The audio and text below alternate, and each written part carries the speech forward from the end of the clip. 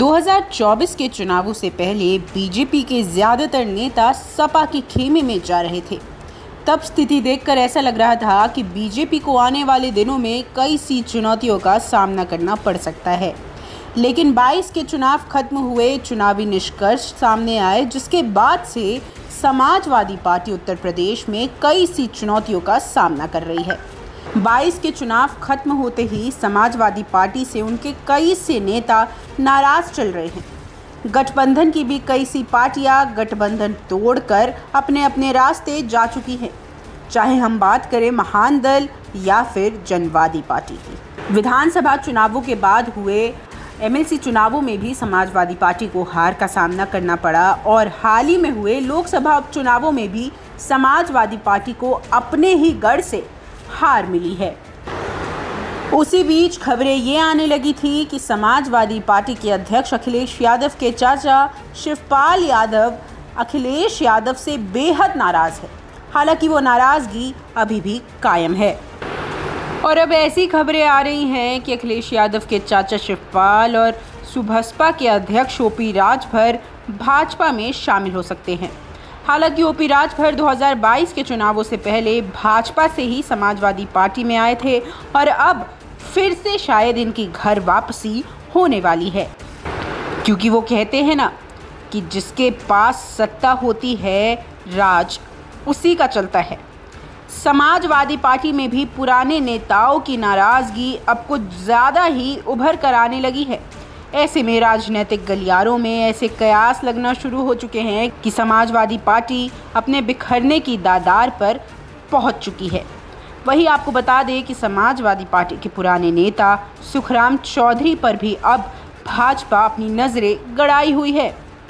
हालांकि सुखराम चौधरी के बेटे मोहित पहले से ही भाजपा के सदस्य हैं, लेकिन अब भाजपा उनके पिता और समाजवादी पार्टी के बहुत ही मजबूत और पुराने नेता को भी अपने खेमे में करने की कोशिश कर रही है। बीजेपी के ऑपरेशन एमएलए का अंजाम समाजवादी पार्टी में दिखना शुरू हो चुका है। जहां बीजेपी ने ओपी राजभर को योगी सरकार में मंत्री पद की सीट का लालच देके मुमरू के लिए समर्थन मांगा है, वहीं शिवपाल यादव और उनके बेटे को भी भाजपा ने अपनी सदस्यता देने की कोशिश की है। वहीं भाजपा पुराने समाजवादी नेता चौधरी सुखराम को भी अपने खेमे में करने की कोशिश करना चाहती है। आपको बता दें कि चौधरी सुखराम की ओबीसी और यादव वोट बैंक पर अच्छी पकड़ है। ऐसे में अगर चौधरी सुखराम बीजेपी के खेमे में जाते हैं तो 2024 के लिए ओबीसी व यादव वोटों पर बीजेपी अपनी पकड़ बना सकती है। दरअसल पूर्व सांसद चौधरी सुखराम सिंह यादव 25 जुलाई को प्रधानमंत्री नरेंद्र मोदी की जनसभा के बीच बीजेपी का दामन थाम सकते हैं। इस दिन उनके पिता चौधरी हरमोहन सिंह यादव की पुण्यतिथि है और कार्यक्रम के मुख्य अतिथि प्रधानमंत्री नरेंद्र मोदी हैं। लोकसभा चुनाव 2024 के लिए बीजेपी अभी से ही इलेक्शन मोड पर है। यूपी में 9% यादव वोट है, जिसे सपा का वोट बैंक माना जाता है। हरमोहन परिवार का अखिलेश यादव के कारण सपा से मोहभंग हो चुका है। आपको बता दें कि सुखराम चौधरी अखिलेश यादव को अपना नेता भी नहीं मानते हैं। वहीं पीएम मोदी का कानपुर आगमन इसी रणनीति की कड़ी से बताया जाता है कि यादवों का एक घड़ा कानपुर के चौधरी हरमोहन सिंह यादव के परिवार की अगुवाई में बीजेपी की हाथ से मिलेगा। शुरुआत चौधरी हरमोहन सिंह के पोते मोहित यादव के बीजेपी ज्वाइन करने के साथ हो चुकी है।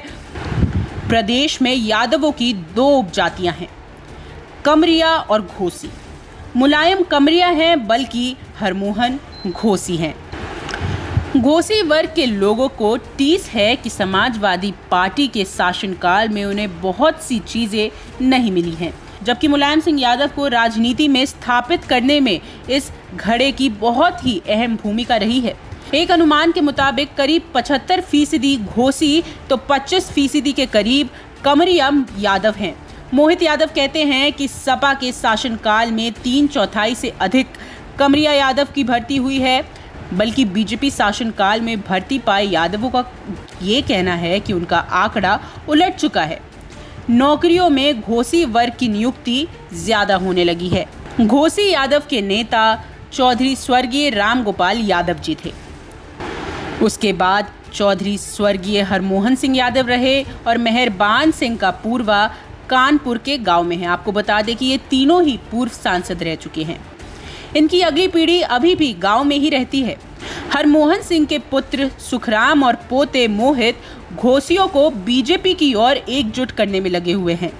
यूपी विधानसभा चुनावों में घोषियों का वोट बीजेपी को ही गया था। बताते हैं कि यादव महासभा ने चौधरी हरमोहन सिंह की पहल पर मुलायम सिंह यादव को यादवों का सर्वमान्य नेता स्थापित करने के प्रस्ताव पर मुहर लगाई थी। पहले यादव चौधरी चरण सिंह का वोट बैंक हुआ करता था, लेकिन फिलहाल यूपी की पॉलिटिक्स में यादवों की पहचान सपा मुखिया मुलायम सिंह यादव और उनके परिवार से ही है।